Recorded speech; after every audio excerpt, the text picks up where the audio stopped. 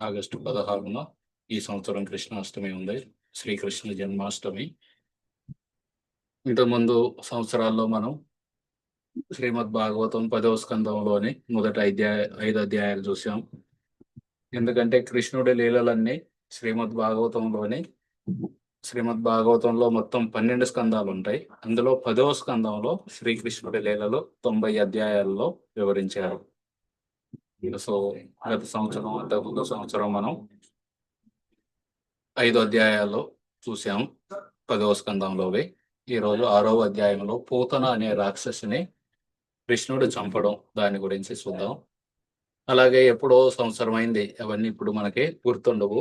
వాటిని ఒకసారి త్వరగా రివిజన్ చేసి తర్వాత ఈరోజు క్లాస్ చూద్దాం. అలాగే మనం అందరికీ కృష్ణాష్టమి రోజు కృష్ణుడి గురించి ధ్యానం ఏదో కృష్ణాష్టమి వచ్చింది పోయింది అనే అదే కృష్ణాష్టమి అంటే మనం ఉపవాసం ఉంటాం, తర్వాత ఆ రోజు దేవుడికి కొత్త బట్టలు వేస్తారు. అలా కాకుండా మనం భాగవతంలో సుఖదేవ గోస్వామి కృష్ణుడి జన్మ గురించి ఏమి రాశారు అనే దాని గురించి, ఆయన లీలల గురించి మన మనసులో మెదలాలి ఆ రోజు. దాని గురించి ఒక చిన్న క్విజ్ కూడా పెడుతున్నాం మొదట 6 చాప్టర్ల మీద. సో ఆ క్విజ్ కూడా మార్కుల కోసం కాదు, మార్కులు వస్తే ఇంకా మంచిది. మనం మెయిన్గా కృష్ణుడి లీలల్ని స్మరించుకోవాలి. సో ఆ లీలల్ని స్మరించుకోవడం గురించి ఒక చిన్న క్విజ్ ఉంటుంది.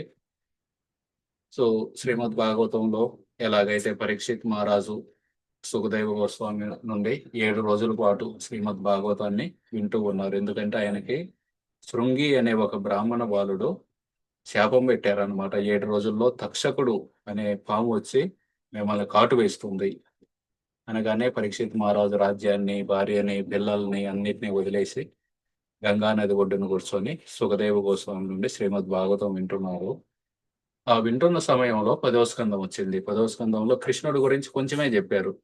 అని పరీక్షిత్ మహారాజు ఉండే, లేదు మరిన్ని చెప్పండి కృష్ణుడి గురించి. ఆయనకి ఎంతమంది భార్యలు ఉన్నారు, ఎన్ని సంవత్సరాలు ఆయన లీలలు చేశారు ఈ భూమి మీద, బృందావనంలో, మథురాలో, ద్వారకలో ఈ 3 చోట్ల ఆయన చేసిన లీలలు ఏంటి, వాటిని నాకు వివరించండి. మీకు ఎందుకు వినాలని ఉందంటే, ఎందుకు వినాలంటే నన్ను నేను శుద్ధి చేసుకోవడానికి. భాగవతం గురించి ఎవరు విన్నా సరే ఆ చెప్పే వ్యక్తి, వినే వ్యక్తి, ప్రశ్నలు అడిగే వ్యక్తి ఇలా ముగ్గురు కూడా శుద్ధి అవుతారు. అందుకనే నేను వినాలనుకుంటున్నాను అని చెప్పగానే సుఖదేవ గోస్వామి సరే, ఒకానొకప్పుడు చాలా రోజుల క్రితం భూమాతకి ఒక సమస్య వచ్చింది. ఆమెకి భూమాత మీద ధర్మాన్ని పాటించే వాళ్ళు తగ్గిపోయారనమాట. అంత అధర్మం పాటించే రాక్షసులు ఎక్కువయ్యారు. ఆ భారాన్ని తట్టుకోలేకపోతుంది అనమాట భూమాత. ఎక్కువ మంది జనాలు ఉంటే భూమికి భారం కాదు, ఆ జనాలు ఏం చేస్తున్నారు. ఎక్కువ మంది జనాలు ఉండి వాళ్ళందరూ జపం చేస్తున్నారు అనుకోండి, భూమాత చాలా ఆనందపడిద్ది. మా యొక్క భూమాత యొక్క పతి కదా వరాహస్వామి, విష్ణుమూర్తి. సో భూమాతకి ఇష్టం అన్నమాట ఎవరైనా సరే భగవంతుడి నామం చేస్తున్నా, నేను వీళ్ళందరికి అన్నం ఇస్తున్నాను, సొరకాయలు, మునక్కాయలు, బీరకాయలు ఇవన్నీ ఇస్తున్నాను, వాళ్ళు తింటున్నారు, తిని జపం చేసుకుంటున్నారు, చాలా మంచిదని ఆనందపడిద్ది. కానీ అలా కాకుండా అన్ని జపం ఇవేమి భగవంతుడికి ఏమి సేవ చేయకుండా ఇంకా మిగతా వాళ్ళకి వాళ్ళ దొంగతనాలు ఇవన్నీ చేస్తున్నారు అనుకోండి, అవి చూసి భూమాత తలకాయ నొప్పి వచ్చింది అనమాట. వీళ్ళ భారాన్ని ఎలా తగ్గించుకోవాలి నేనని. అలా ఒకప్పుడు రాక్షసుల సంఖ్య పెరిగిపోతే ఆమె బ్రహ్మదేవుడి దగ్గరికి వెళ్ళింది అనమాట. ఆవు రూపంలో, గోవు రూపంలో వెళ్ళి, అయ్యా నా సమస్యని మీరు పరిష్కరించాలి, ఈ రాక్షసుల యొక్క భారాన్ని నేను మోయలేకపోతున్నాను అంటే, బ్రహ్మదేవుడు నేను కూడా ఏం చేసేది లేదు అని బ్రహ్మదేవుడు, ఇంద్రుడు, వరుణుడు, చంద్రుడు, వీళ్ళందరూ, అగ్ని, వీళ్ళందరూ క్షీరసాగరం దగ్గరికి వెళ్ళి విష్ణుమూర్తికి మొరబెట్టుకున్నారు, ఈ భూభారాన్ని తగ్గించు స్వామి అని. అప్పుడు విష్ణుమూర్తి కనిపించలేదు, కానీ ఆయన స్వరం వినిపించింది. ఆ స్వరం కూడా అందరికీ వినిపించలేదు, కేవలం బ్రహ్మదేవుడికి వినబడింది. బ్రహ్మదేవుడు వెంటనే కృష్ణుడు యదువంశంలో జన్మిస్తున్నారు, మీరందరూ కూడా, దేవతలందరూ మీరు కూడా వెళ్ళి యదువంశంలో జన్మించండి అని చెప్పగానే ఆ విధంగా దేవతలందరూ కూడా, ఎలాగైతే అగ్ని అర్జునుడిగా వచ్చారు, వాయుదేవుడు భీముడిగా వచ్చారు, ఇలా దేవతలందరూ కృష్ణుడి లీలలో పాల్గొనడానికి వాళ్ళు కూడా ఆ వేరు వేరు వంశాల్లో జన్మనెత్తారనమాట. దాని తర్వాత సుఖదేవ గోస్వామి చెబుతున్నారు, ఒకానొకప్పుడు వసుదేవుడికి దేవకి తోటి వివాహం అయింది. ఆ దేవకుడు కూతురు అన్నమాట. ఆ సమయంలో కంసుడు, దేవకి యొక్క సోదరుడు, చెప్పాడనమాట, మా చెల్లెలి పెళ్ళయింది, మా బావని మా చెల్లెల్ని నేను తీసుకెళ్తాను అత్తగారింటికి, నేను నడుపుతాను ఆ రథాన్ని, డ్రైవర్ అవసరం లేదు, ఈ రోజు నేనే నడుపుతానని చెప్పి నడుపుతూ ఉన్నాడన్నమాట. నడుపుతూ ఉన్న సమయంలో ఆకాశవాణి చెప్పిందనమాట, ఓరి మూర్ఖుడా, నువ్వు ఎవరి రథాన్నైతే నడుపుతున్నావో ఆమె యొక్క 8వ పుత్రుడు నీ చావుకు కారణమవుతాడు అని చెప్పగానే ఒక్కసారిగా రథం పగ్గాలను పక్కన పెట్టి కత్తిని దూసి ఆ దేవకి యొక్క తలని తెగ నరకడానికి సిద్ధపడ్డాడనమాట. అప్పుడు వసుదేవుడుండి, నువ్వు పెద్ద మహావీరుడివి, నువ్వేంది ఇలా? మహావీరుడంటే ఎవరో శత్రు సైన్యాన్ని చంపాలి, అంతేగాని కుటుంబ సభ్యులను కాదు, అందులో కూడా స్త్రీని, అందులో కూడా నీ సొంత చెల్లెలు, అందులో కూడా ఆమె పెళ్లి రోజు ఈ రోజు, అటువంటి ఆమెను పెళ్లి చంపుతావా? ఇది నీకు తగదు. నువ్వు ఎప్పటికి ఓకే, నువ్వు ఆమెను మరణం భయంతో ఆమెను చంపాలనుకుంటున్నావు, కానీ మరణం ఈ రోజు కాకపోతే రేపు ఎప్పుడో ఎప్పుడు వస్తుంది. కాబట్టి అయినా నీకు బాధేంది?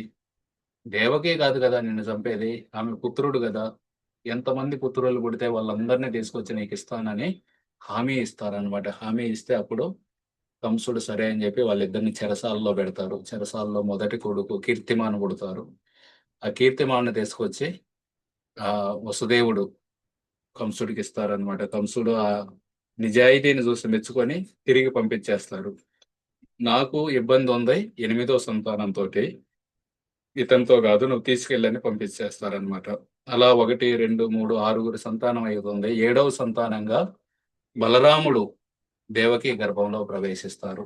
అప్పుడు విష్ణుమూర్తి దుర్గాదేవిని పిలిచి, బలరాముడు దేవకి గర్భంలో ఉన్నారు, ఆమెను మేము తీసుకెళ్ళి రోహిణీ గర్భంలోకి ప్రవేశింపజేయి అని, అలాగే నీవు యశోదామాత యొక్క కుమార్తెగా పుట్టు, నేను దేవకి గర్భంలో 8వ సంతానంగా పుడతాను అని ఆమెకు ఆజ్ఞిస్తారు. వెంటనే దుర్గాదేవి ఓం ఇతి, ఓం అని చెప్పి వెళ్ళిపోతుందన్నమాట.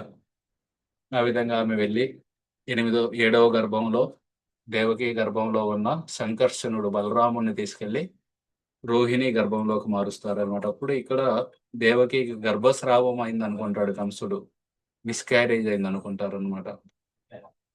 తర్వాత 8వ సంతానంగా దేవకి గర్భంలోకి కృష్ణుడు ప్రవేశించగానే దేవతలందరూ వచ్చి, శివుడు, బ్రహ్మదేవుడు, ఇంద్రుడు, నారదుడు, తుంబురుడు, వీళ్ళందరూ వచ్చి స్తుతిస్తారన్నమాట. గర్భస్థుతి అంటారు ఆ ప్రార్థనని.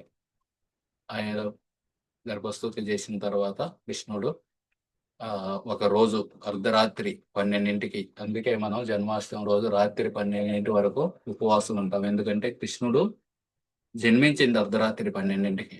అర్ధరాత్రి 12కి ఆయన జన్మించి వెంటనే చతుర్భుజ రూపాన్ని చూపిస్తారు దేవకి వసుదేవులకి. వాళ్ళిద్దరూ ప్రార్థనలు చేసిన తర్వాత కృష్ణుడు చెబుతారనమాట, నన్ను నందగోకులానికి తీసుకెళ్ళండి అని. వెంటనే ఆ గొలుసులు అవన్నీ ఊడిపోతాయి.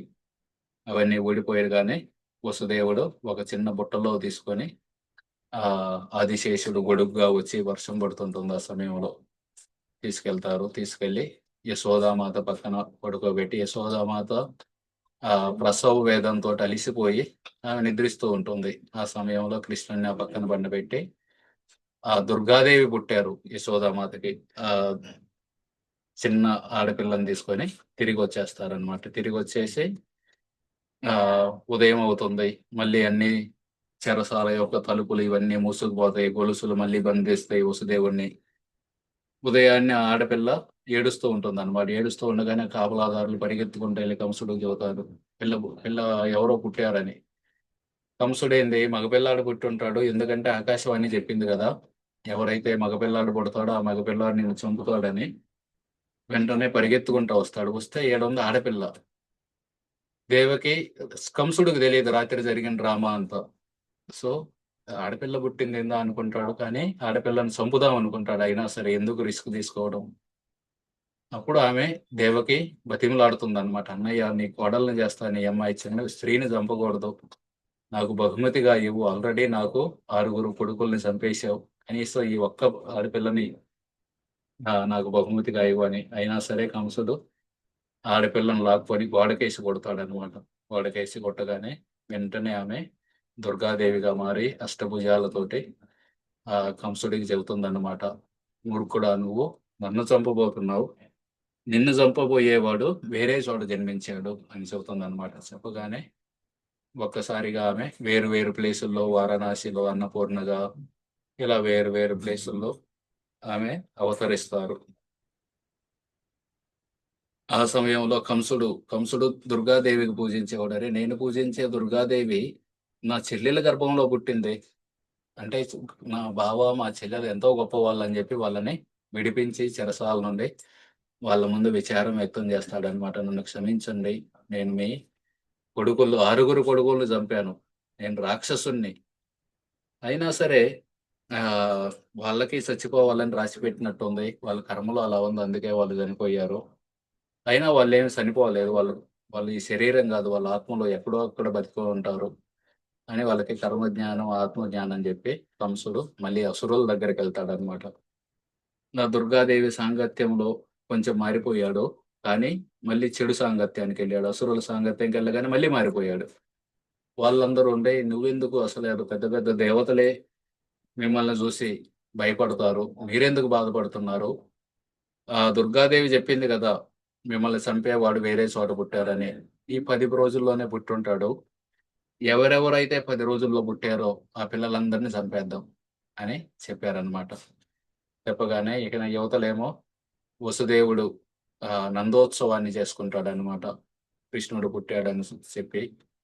దాని తర్వాత నందమహారాజుకి ఈ వార్త తెలుస్తుంది. ఆయన ఎన్నో దాన ధర్మాలు ఇవన్నీ ఇస్తారు. ఇచ్చి చివరికి పన్ను కట్టడం కోసం ఆయన ఆహ్, మథుర వెళ్తారనమాట. కంసుడికి పన్ను కట్టడానికి. ఆ పన్ను కట్టిన తర్వాత వసుదేవుడు ఈయన వాసుదేవుడు అని ఉంది. యాక్చువల్‌గా వసుదేవుడు. వసుదేవుడి దగ్గరికెళ్ళి మాట్లాడతారనమాట. వసుదేవుడు చెబుతారు, "మీరు ఎక్కువ సమయం ఇక్కడ ఉండొద్దు మథురాలో. మీరు గోకులానికి వెళ్ళండి. అక్కడ ఏదైనా ప్రమాదం జరిగే అవకాశం ఉంటుంది" అని. వెంటనే నందమహారాజు మిగతా గోపబాలు వాళ్ళందరూ ఎద్దుల బండ్లు కట్టుకొని బయలుదేరతారనమాట. మథుర నుండి. దారిలో ఆలోచిస్తూ ఉంటాడు నందమహారాజు. నందమహారాజు అంటే యశోదామాత యొక్క భర్త. ఆలోచిస్తూ ఏమై ఉంటుంది? ఎందుకు వసుదేవుడు ఇలా చెప్పారు? ఏదన్నా జరుగుతుందని. ఏం జరగబోయిద్ది? వసుదేవుడు తన జీవితంలో ఎప్పుడూ అబద్ధం చెప్పలేదు. ఎప్పుడూ సత్యమే మాట్లాడాడు. అటువంటి వాళ్ళు చెప్పినవి నిజమవుతాయి. ఒకవేళ జరగబోయేది జెప్పినా సరే, వాళ్ళు చెప్పారు గాబట్టి అది నిజమే అయిద్ది. కాబట్టి ఏదన్నా ప్రమాదం జరిగిద్దేమో అని భయపడతారనమాట. నేనేమో ఇక్కడ మథురాలో ఉన్నాను. వాళ్ళేమో నా భార్య యశోద, కృష్ణుడు వీళ్ళందరూ వృందావనంలో ఉన్నారు. అప్పటికి ఇంకా పేరు పెట్టలేదు. మా అబ్బాయి వీళ్ళందరూ వృందావనంలో ఉన్నారు. ఏమవుతుంది? ఏమన్నా ప్రమాదం జరిగితే ఎవరు కాపాడాలి వాళ్ళని? అని భయపడి ఇక నా సమయంలో ఆయన హరిని ఆశ్రయిస్తారన్నమాట. భగవంతుడిని ఆశ్రయించి. ఎందుకంటే వాళ్ళ కుటుంబం యొక్క దేవుడన్నమాట. మనకు గూడా చెబుతారు గదా! మా కులదైవం వెంకటేశ్వర స్వామండి అంటారు. అదే విధంగా నందమహారాజు యొక్క వాళ్ళ ఇంట్లో పూజించేది విష్ణుమూర్తిని. వాళ్ళ ఇంట్లో పెద్ద పూజా గది ఉంటుంది. అందులో నారాయణుడి యొక్క మూర్తి ఉంటుంది. ఆ నారాయణుడి మూర్తి యొక్క శరణం తీసుకుంటారన్నమాట. దయచేసి మా అబ్బాయిని కాపాడండి. ఎందుకంటే నందమహారాజుకు తెలీదు. వాళ్ళ అబ్బాయే నారాయణుడు, వాళ్ళ అబ్బాయే విష్ణుమూర్తి అని, వాళ్ళ అబ్బాయే హరి అని. వెంటనే ఆహ్, నారాయణుడికి శరణం తీసుకుంటారన్నమాట. దయచేసి ఓ ప్రభు దయచేసి మా అబ్బాయిని రక్షించండి. నేను దూరంలో ఉన్నాను. ఈ లోపల ఏదన్నా జరిగితే ఏమవుతుంది? దయచేసి మా అబ్బాయిని కాపాడండి. ఈ విధంగా శుద్ధ భక్తులు ఎల్లప్పుడూ ఏ ప్రమాదం జరిగినా సరే, ఏ సమస్యొచ్చినా సరే, భగవంతుడి యొక్క శరణం తీసుకుంటారనమాట. అలాగని జెప్పి మనం ఏమి చేయకుండా అని గాదు. గాలిలో దీపం పెట్టి దేవుడా నువ్వే దిక్కంట అని ఒక సామెత ఉంటుంది గదా! అలా జేయగూడదు. మనకు దేవుడు 2 చేతులిచ్చారు. మనకేదైనా జ్వరం వచ్చిందనుకోండి, మన తరపున మనం మందేసుకోవాలి. మందేసుకున్నంత మాత్రాన తగ్గిద్దని గూడా గాదు. భగవంతుడి యొక్క కృప గూడా ఉండాలి. ఒక ఆమెకి ఇట్లాగే ఏమి ఏమి జరిగిందో అర్థం కావట్లేదు ఒంట్లో. ఏమి జరిగిందో అర్థం కావట్లేదు కానీ చివరికి మరణం దగ్గరికెళ్ళిందన్నమాట. ఇకను వాళ్ళు ఒక వ్యక్తి దగ్గరికెళ్తే ఆయన చెప్పారు నరసింహస్వామి పూజ చేయించండని. నరసింహస్వామి పూజ చేశారు.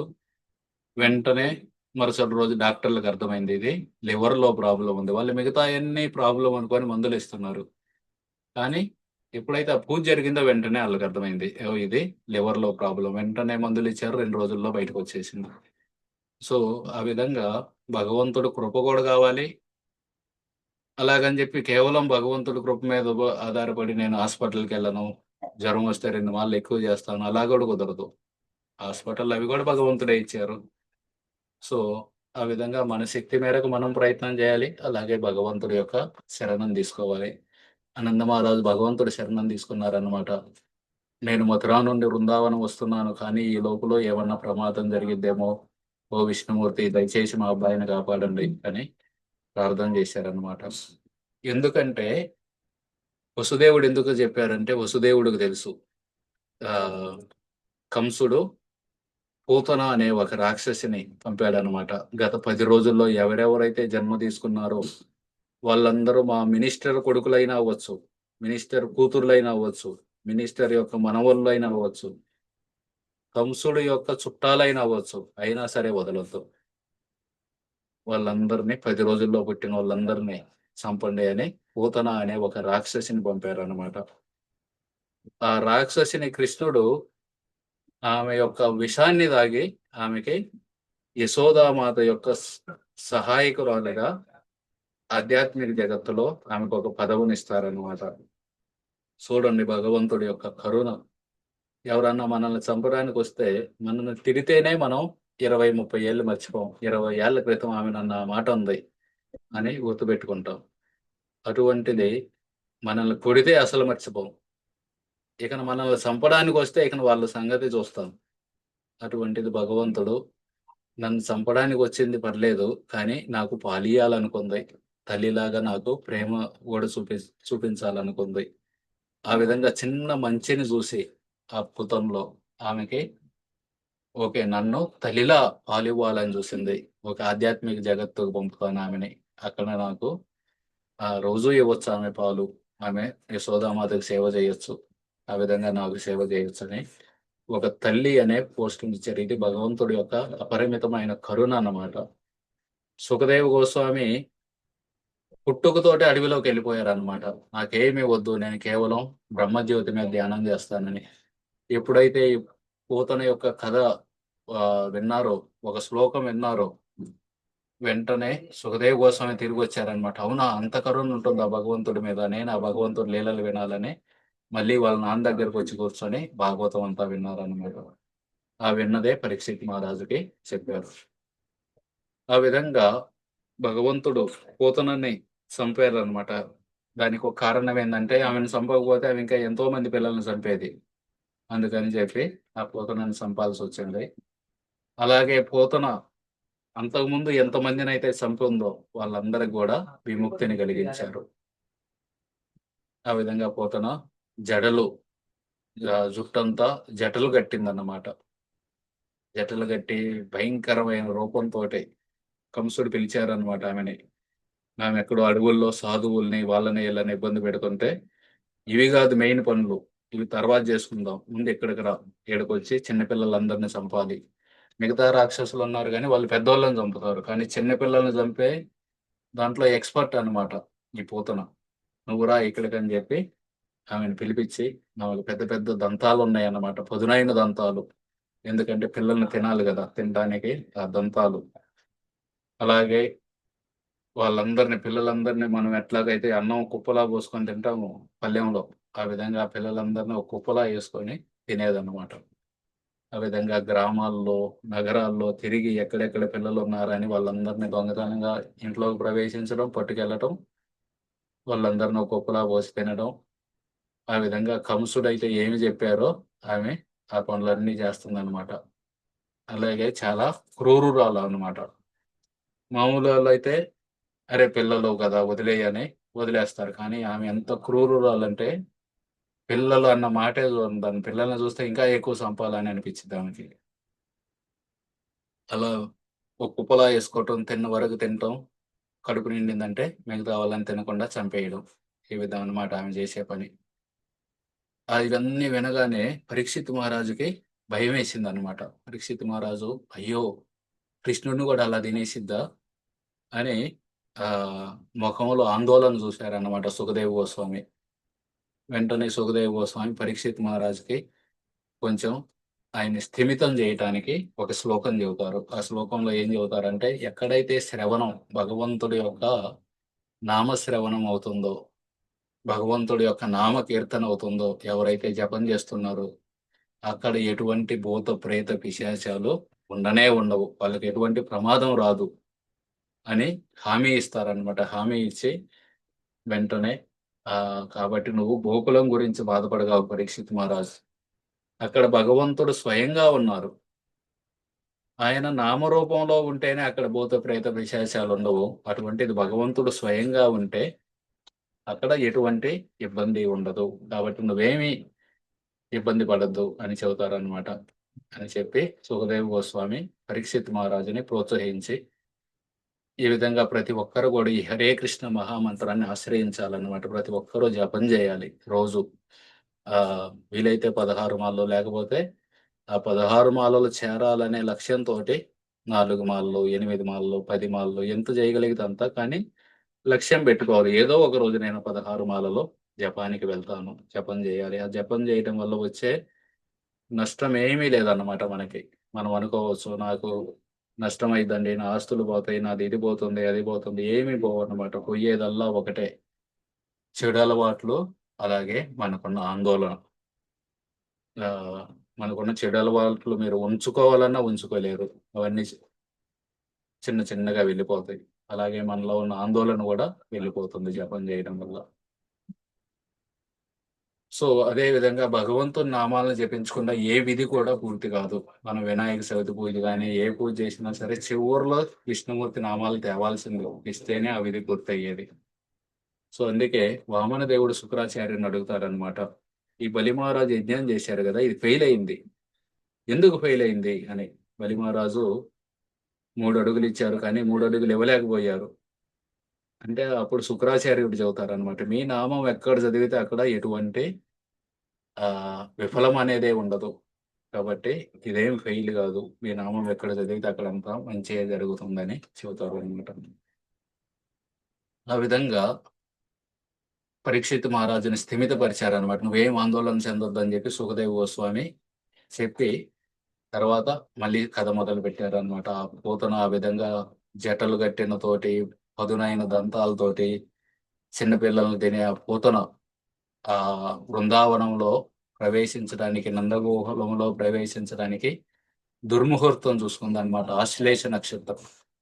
ఆశ్లేష నక్షత్రంలో వెళ్ళాలని జెప్పి, భగవంతుడు రోహిణీ నక్షత్రంలో అష్టమి రోజు జన్మించారు. ఈ పూతన ఆశ్లేష నక్షత్రంలో వచ్చిందంటే భగవంతుడికి అప్పటికి 6 రోజులే అన్నమాట. 6 రోజులు చిన్న పిల్లవాడు ఉయ్యాల్లో పడుకొని, వెల్లికిలా పడుకొని ఉన్నారు. బోర్ల పట్టం గూడా తెలీదు.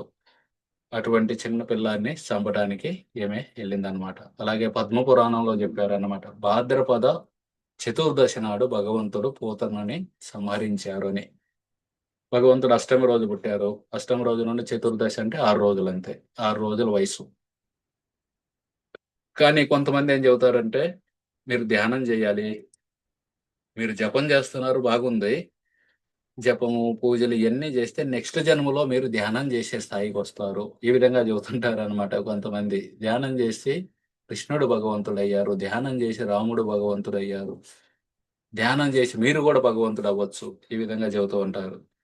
కానీ కృష్ణుడు 6 రోజుల పిల్లవాడు. పూతన పెద్ద రాక్షసిని చంపటానికి. ఏ ధ్యానం జేశారు 6 రోజుల్లో?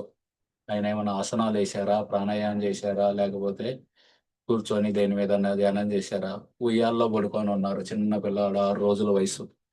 ఎటువంటి ధ్యానం జేయలేదు. కానీ భగవంతుడాయన. భగవంతుడు గాబట్టి అంత పెద్ద రాక్షసిని చంపగలిగారు. భగవంతుడనేవారు పుట్టుకతోటే భగవంతుడుంటారు. ధ్యానం జేసి ఎవరు భగవంతుడవ్వరన్నమాట. ధ్యానం జేస్తే మంచిదే. కానీ ఈ కలియుగంలో కలియుగానికి సంబంధించింది కాదనమాట. కృతేయ ధ్యాయతో విష్ణు త్రేతాయ త్యజతో మకై ద్వాపరే పరిచర్యానం కలౌ తత్ హరికీర్తనాత్. సో ఈ కలి యుగంలో కేవలం హరినామం జపం చేయాలన్నమాట. ఇది శాస్త్రాలు చెబుతుంది. సత్యయుగంలో చేయొచ్చు ధ్యానం. ఆ విధంగా మన మనసు శుద్ధి అవుతుంది. మనం విముక్తిని పొందొచ్చు. భగవంతుడు అవ్వం. భగవంతుడు అనేవారు పుట్టుకతోటి భగవంతుడు. ధ్యానం చేసి ఎవరో భగవంతుడు గారన్నమాట. ఎందుకంటే 6 రోజుల వయసులోనే కృష్ణుడు భగవంతుడు కాబట్టి పూతన అనే పెద్ద రాక్షసిని సంహరించగలిగారు. ఆ విధంగా పూతన గోకులంలోకి ప్రవేశించింది. ఆ సమయంలో నందమహారాజు లేరు. నందమహారాజు ధర్మానికి ప్రతీక. గోవులు కూడా లేవు. గోవులు కూడా ధర్మానికి ప్రతీక. ఆ విధంగా గోవులన్నీ మేతకని వెళ్ళినాయి అడవికి. అలాగే నందమహారాజు మథురాలో ఉన్నారు పన్నులు కట్టడానికి. ఆ సమయంలో పూతన నందగోకులంలోకి ప్రవేశించిందన్నమాట. ప్రవేశించడానికి ప్రయత్నించింది కానీ వెళ్ళలేకపోతుంది. అప్పుడు అనుకుందన్నమాట, ఈ రూపంలో వెళ్తే నేను లోపలికి వెళ్ళలేనట్టుంది. నన్ను నేను మార్చుకోవాలి అని చెప్పి ఒక అందమైన స్త్రీగా మారిపోయిందన్నమాట ఆమె. ఆ విధంగా రాక్షసులకు ఆధ్యాత్మిక శక్తులు ఉంటాయన్నమాట. వాళ్ళు కావాలంటే రూపాన్ని మార్చుకోవచ్చు. కావాలంటే మనమందరం ఎక్కడికన్నా వెళ్ళాలంటే ఫ్లైట్‌లో ఎక్కాలి. వాళ్ళు ఇంజిన్ స్టార్ట్ చేయాలి. ఆ మెషిన్ ఆ యంత్రం ప్రకారం మనం గాల్లోకి ఎగిరి ఈ హైదరాబాద్‌లోనే దిగుతాం. కానీ వాళ్ళకి అయన్నీ కూడా అవసరం లేదన్నమాట. వాళ్ళు మంత్రంతోటే ఒక కర్ర మీద కూర్చుంటారు. వెళ్ళిపోతారు ఎక్కడికి కావాలంటే అక్కడికి. పూతన అలాగా ఎగురుకుంటూ వచ్చిందన్నమాట.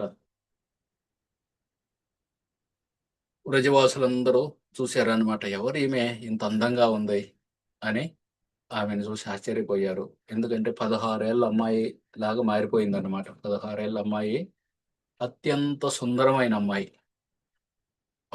చక్కగా దుస్తులు ధరించుకొని ఆహ్, తలలో మల్లెపూలు, మల్లెపూలే కాదు మిగతా పూలు కూడా అన్నిటితోటి అలంకరించుకొని ఆమె ఆహ్, వ్రజలోకి ప్రవేశించిందన్నమాట. చేతిలో ఒక తామర పువ్వు పెట్టుకొని, కమలాన్ని పట్టుకొని ఊపుకుంటూ ఆమె నడుస్తూ వెళ్తూ ఉంటే, ఆ వ్రజవాసులందరూ ఆలోచిస్తున్నారనమాట. ఎవరీమె? ఎవరీమె? లక్ష్మీదేవి అయ్యుంటుంది. చేతిలో కమలం ఉంది గదా!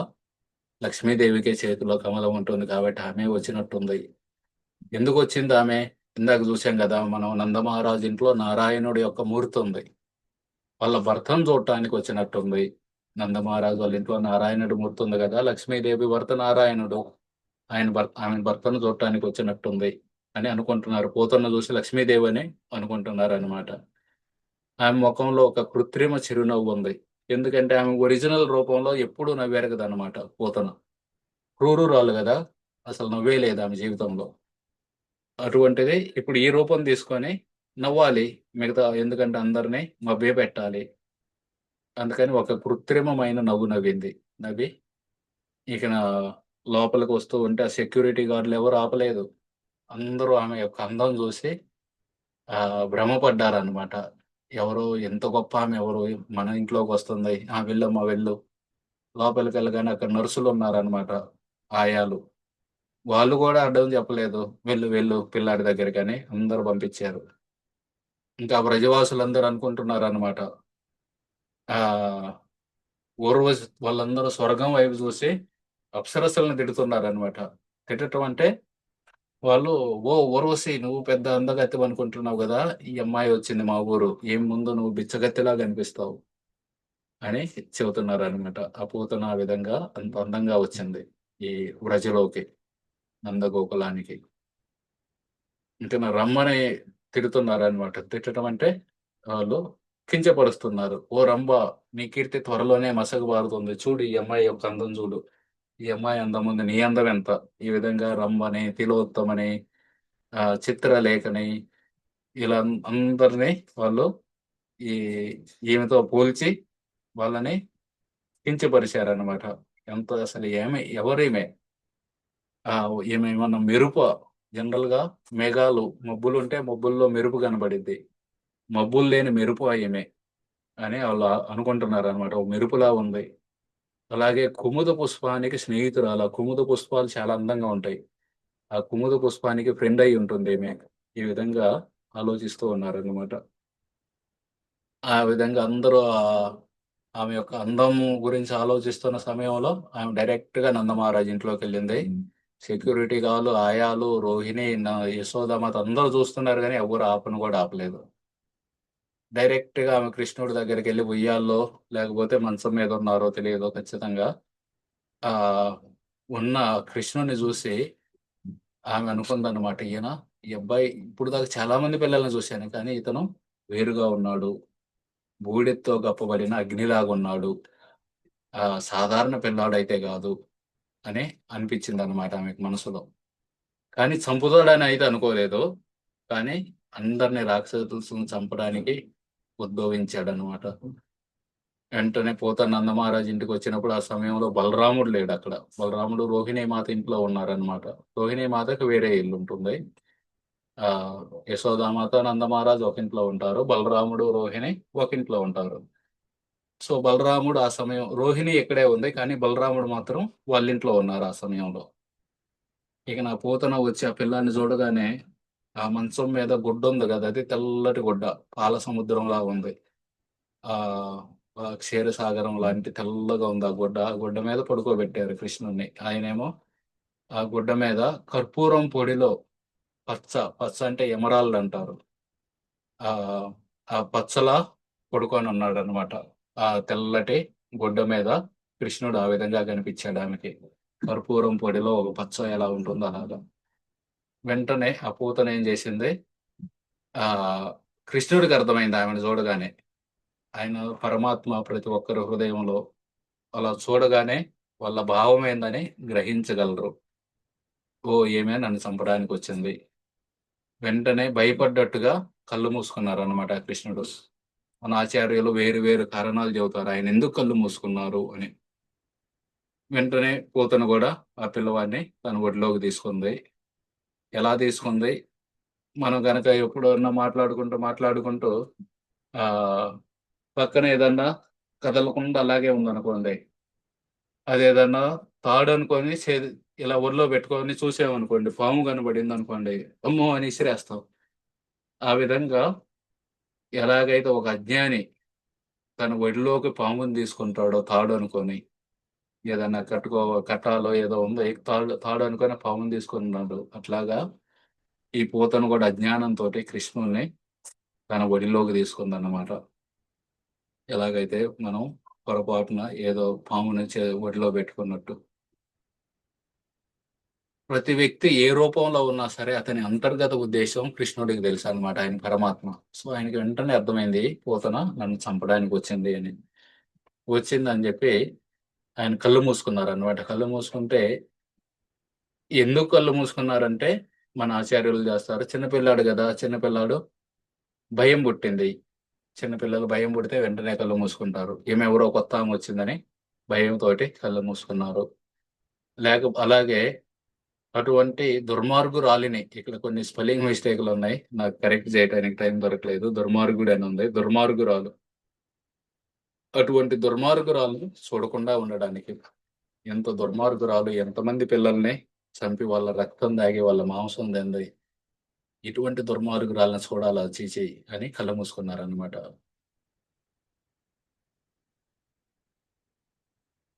అలాగే స్త్రీని చంపాలా? రాముడు గూడా తటపటాయిస్తారనమాట తాటకిని చంపటానికి. ఆహ్, స్త్రీని ఎలా చంపుతాను అని. అప్పుడు విశ్వామిత్రుడు చెబుతారనమాట. ఈమె స్త్రీ గాదు రాక్షసి చంపు అని. ఇకన గురువుగారు జెప్పారు గదా! అని చంపుతారు. కృష్ణుడు గూడా మొదటి వ్యక్తిని పూతననే స్త్రీ రూపంలో ఉన్నది. అయ్యో! నేను స్త్రీని చంపాలి.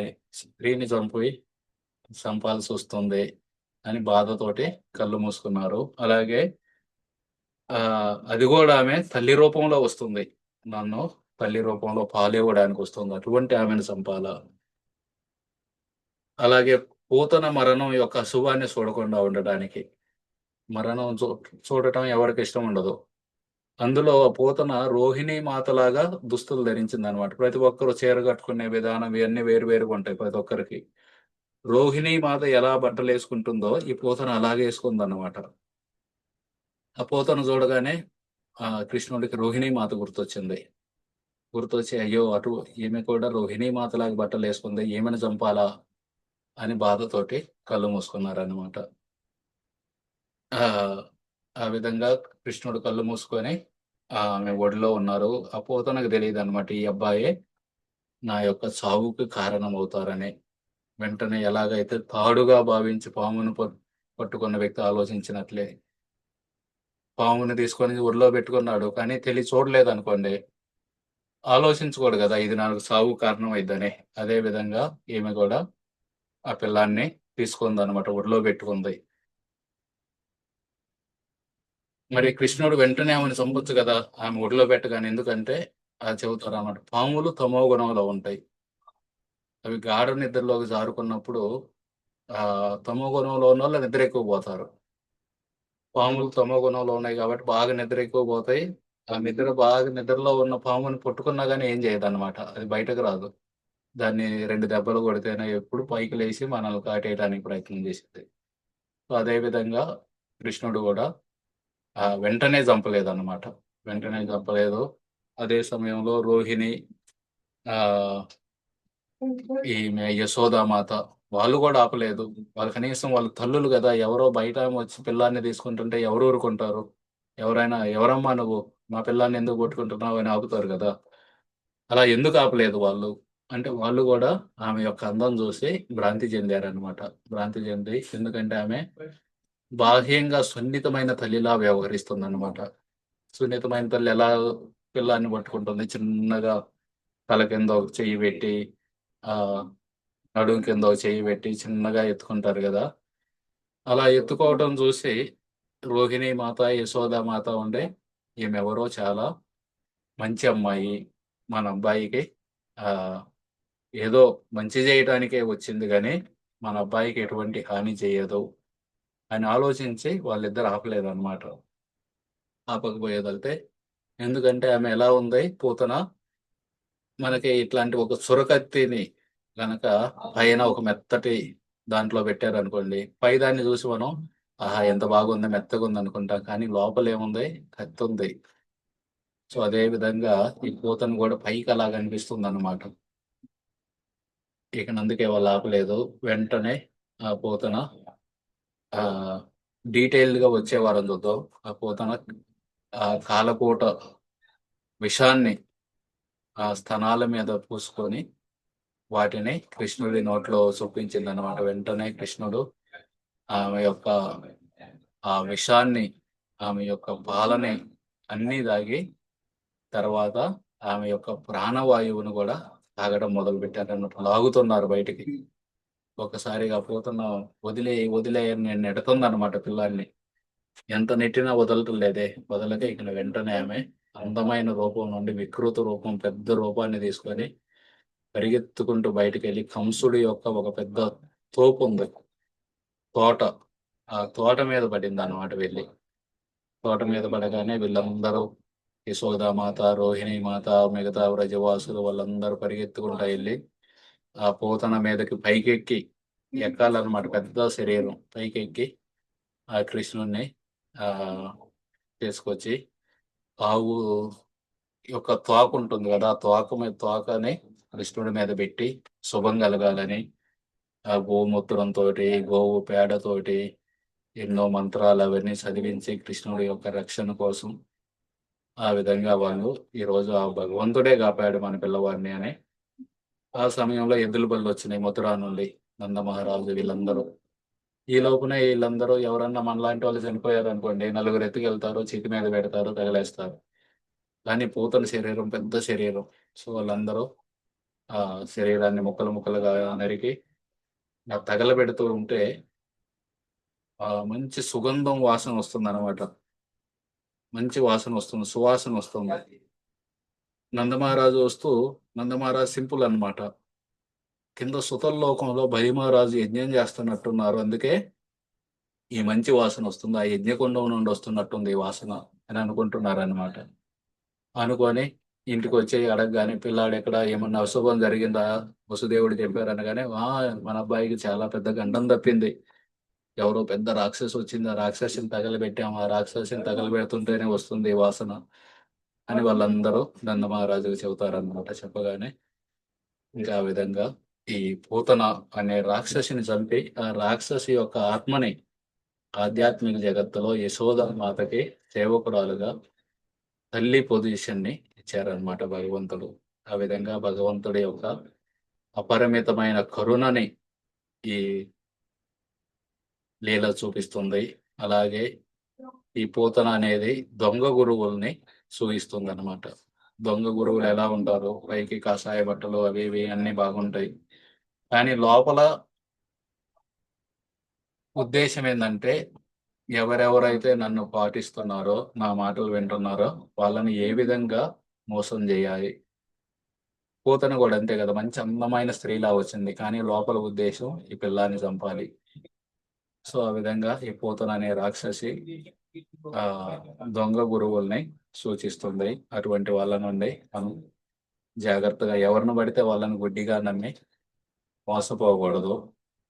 వాళ్ళని గమనించాలి. వాళ్ళ జీవన విధానం ఎలా ఉంది? వాళ్ళు సాధన చేస్తున్నారా లేదా? ఇవన్నీ చూసి తర్వాత మనం గురువుని స్వీకరించాలన్నమాట.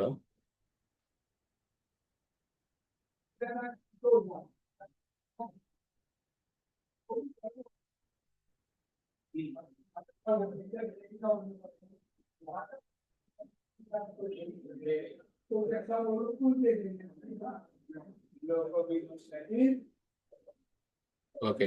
నందమహారాజు మథుర ఎందుకెళ్లారు? పన్ను కట్టడం. పన్ను కట్టడానికి. ఎవరికి? కంసుడికి. కంసుడికి. అక్కడ ఎవరు చెప్పారు ఆయన్ని నువ్వు త్వరగా ఇంటికి తిరిగెళ్ళని? వసుదేవుడు చెప్పారు. అప్పుడు నందమహారాజు భయపడ్డారనమాట. భయపడి అయ్యో ఏమన్నా అవుతుందేమో మన అబ్బాయికి అని ఎవరి శరణం తీసుకున్నారు? ఎవరికి ప్రార్థన చేశారు? నారాయణుడికి. వాళ్ళ ఇంట్లో నారాయణుడి యొక్క మూర్తి ఉందన్నమాట. ఆ మూర్తికి ప్రార్థన చేశారన్నమాట. మా అబ్బాయిని కాపాడు స్వామి, నేను దూరంలో ఉన్నాను అని. ఆ సమయంలో కంసుడు పూతన అని పంపారు అక్కడికి. ఆ పూతన యొక్క రూపం అవన్నీ చూసాం.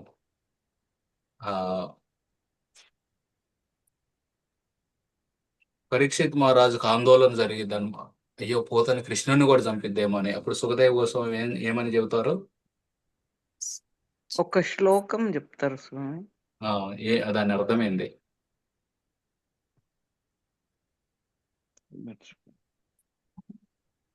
మర్చిపోయినాం. కృష్ణుడు నామజపం జరిగిన దగ్గర భూత ప్రేతాలు ఉండవాలి. నామం చేస్తుంటారు. ఆయన నామం ఎక్కడైతే శ్రవణం కీర్తనం చేస్తే అక్కడ భూత ప్రేత పిశాచాలు ఉండవు. అటువంటిది ఆయనే ఉన్నారు అక్కడ గోకులంలో. కాబట్టి నువ్వేమి ఇబ్బంది పడగాకు, కృష్ణుడికి ఏమీ కాదు అని చెప్పి నమ్మకం ఇస్తారన్నమాట. ఏ నక్షత్రంలో పూతన ఈ నందగోకులంలో ప్రవేశించింది? కృష్ణుడు ఏ నక్షత్రంలో జన్మించారు? పూతనను చంపే రోజుకి ఆయనకి ఎంతో వయస్సు? 6 రోజులు. 6 రోజుల పిల్లవాడు. ధ్యానం చేసి మనం భగవంతుడు అవ్వచ్చా? ధ్యానం చేసి భగవంతుడు కాలేం. భగవంతుడు అనేవాళ్ళు పుట్టుకతోటి భగవంతులు. 6 రోజుల వయసులోనే ఆయన భగవంతుడు. ఎన్ని సంవత్సరాల అమ్మాయిగా పూతన రూపాన్ని ధరించింది? 16 ఆమె చేతిలో ఏముంది? కమలం చూసి వ్రజవాసులు ఈమె ఎవరై ఉండొచ్చు అనుకున్నారు? లక్ష్మీదేవి అని చెప్పి ఇంకా ఊర్వశిని ఏళ్ళను కూడా తిరుగుతున్నారు అనమాట. మీ అందం ఏమందో, మీరు బిచ్చగత్తెల్లా ఉంటారు ఏముందని అలా తిట్టి తర్వాత చివరికి ఆమె లోపలికి వెళ్ళింది. లోపలికి వెళ్ళినప్పుడు కృష్ణుడు కర్పూర పొడిలో పచ్చలా కనిపించారు. తెలియక ఆమె పూతన కళ్ళు మూసుకోవడానికి కొన్ని కారణాలు చెబుతారా? ఆమెని చూడకూడదని. ఆమె చూడకూడదు, దుర్మార్గురు. సారీ కృష్ణుడు కళ్ళు మూసుకున్నారు. ఇంత దుర్మార్గురాలని కళ్ళు చూడాలా అని కళ్ళు మూసుకున్నారు. ఇంకా పసిపిల్లలందరినీ అన్నం తిన్నట్టు చూస్తుందని. అది అయిపోయింది. ఇంకా చిన్నపిల్లలు సహజంగా ఏదన్నా ఆకృతి రూపం చూస్తే భయపడతారు. చిన్నపిల్లలు భయపడతారు కాబట్టి అవి చిన్నపిల్లాడిలా భయపడి కళ్ళు మూసుకున్నారు.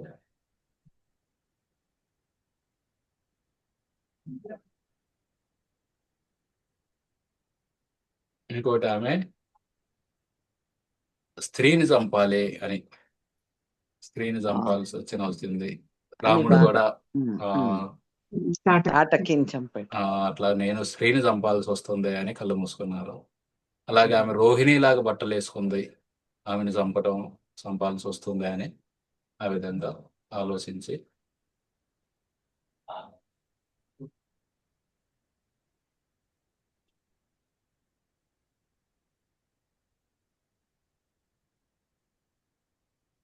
ఓకే